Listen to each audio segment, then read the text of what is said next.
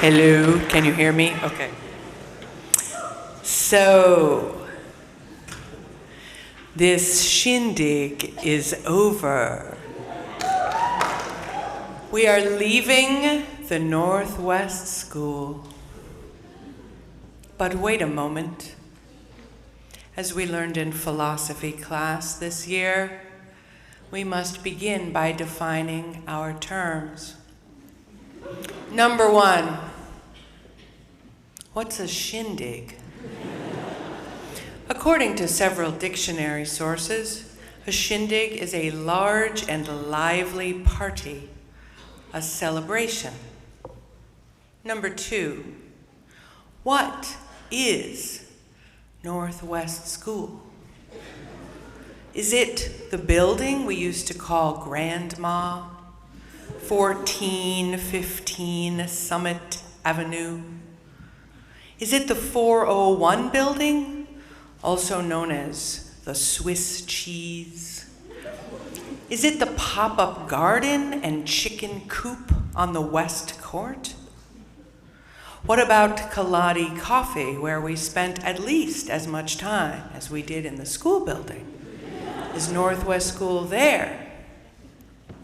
My argument, as I taught my students to write in their papers, my argument is that Northwest School cannot necessarily be found at 1415 Summit Avenue, nor can it be found in the 401k building on the West Court or at Kaladi.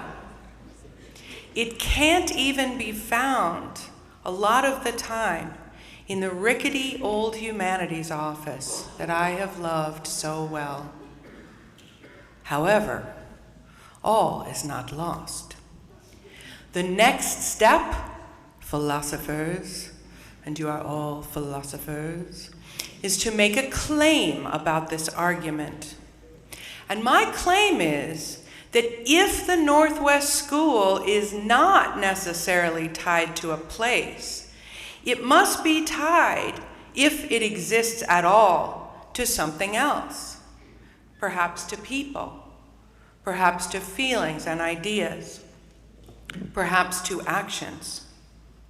And if this is the case, then we don't necessarily have to leave Northwest School, because perhaps it can be found somewhere intangible, as Ellen Tausig used to say.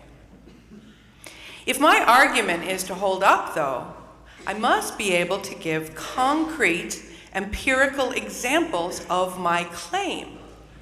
I will do this by telling you about some places where I have found Northwest School this past year, and then imagining some places where you might find Northwest School in your future. I was walking down the main hall at lunchtime one day and overheard my philosophy students arguing, musing about something I couldn't quite hear, while they were also simultaneously playing video games.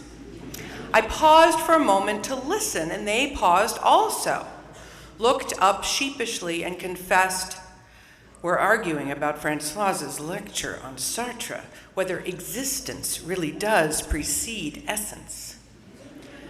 When I was on the senior trip last week, a group of you were walking up from the beach. "Hey, Dina," one of you announced casually, "we were talking about God down there."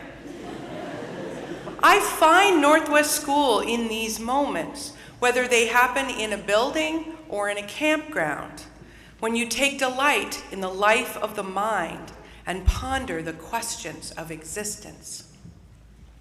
This past March, a student from Hangzhou, China, traveled to Hudad, a village in Ethiopia. He wrote about the experience later as follows: "I set an alarm at 5 o'clock to wake me up the second day. I took my sleeping bag and lay down on a flat stone next to the cliff and fell asleep. I opened my eyes when I sensed the first beam of light. That light illuminated me. I was shocked by the intense passion for life. I closed my eyes to accept the gift. An eagle's cry echoed away. Some baboons crossed the high grass. The sun warmed my back. At that precise moment, Hudad became a part of me. In that moment of Wu Hantong's encounter with himself, with the natural world and with life, Northwest School was there. A few months ago, I found Jeff Blair, World Affairs Council Educator of the Year, recipient of the Fulbright Distinguished Award in Teaching, which I did not get. James Madison Fellow for teaching the United States Constitution, and last week selected as a Fulbright Global Specialist, all alone in the Feynman bathroom, wearing a rubber glove, cleaning the toilet. Nobody was around. I asked, "Hey, what are you doing?" Know what he said? "Somebody peed on the floor and all over the seat." Looking into that toilet, I found Northwest School.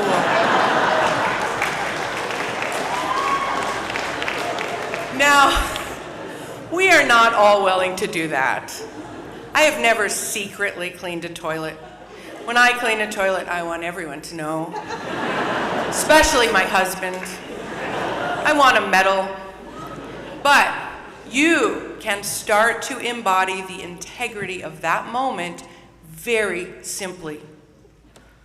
Just don't pee on the toilet seat.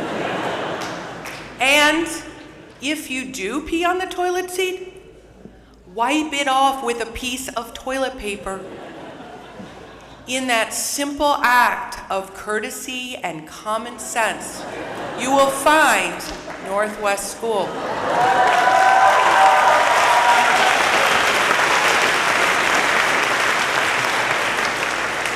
When you read a novel or a poem or an article about science or politics, and you cannot contain yourself, you must find someone else who has read the words too. Perhaps they are the words of someone long dead with whom you nevertheless feel a deep and powerful connection. And you must talk about the ideas in that text, because they are also ideas and feelings that you have had, and you are on fire until you can find that person, maybe a classmate or your professor or your student or your friend from high school. Maybe Ben and Jeremy will have a late night discussion at Kenyon, or Malat and Sydney when they become professors and meet at the National Women's Studies Association conference. In that conversation, maybe in a classroom, maybe on a beach or at the top of a mountain, you will find Northwest School.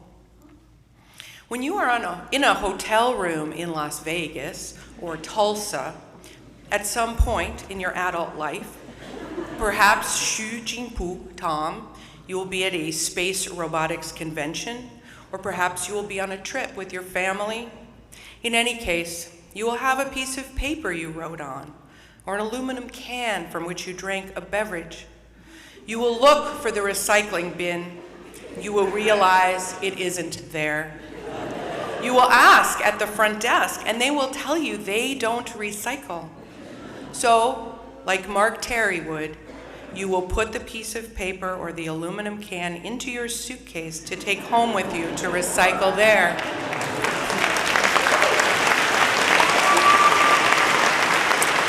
Inside that suitcase, you will find Northwest School. When you go to a new place, a foreign place with people very different from you, like all you international students did when you came here,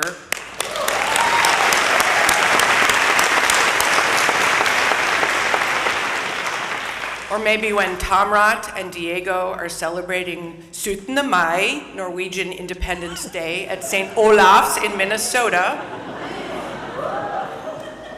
Maybe when Sam Doherty goes to find that bridge in China that Tina Chang told him about, with a leap of faith and curiosity, a belief you can learn something about other customs and ways of being in the world.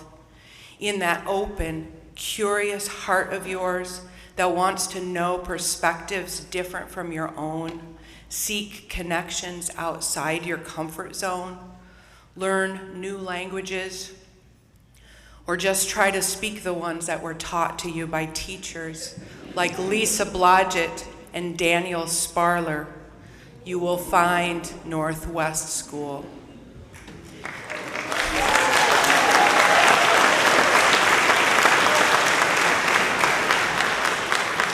When you become an attorney, maybe even a corporate attorney in some law firm, and you take a pro bono case for a refugee who is seeking asylum, or an employee who has been treated unfairly, or even better, you use your law degree to become a criminal defense attorney and public defender, you will find Northwest School.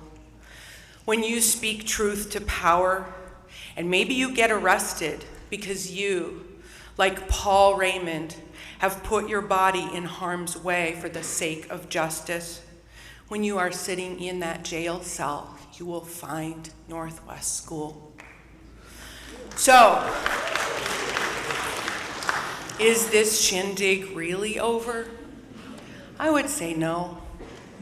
This large and lively party, this radical, unorthodox, compassionate, joyful, and fiercely intellectual celebration directed toward a life of integrity and service will continue in many places, places we will travel and create and inhabit together and separately in the coming chapters of our lives. As Walt Whitman reminds us, failing to fetch me one place, keep encouraged. Missing me one place, search another. I stop somewhere, waiting for you.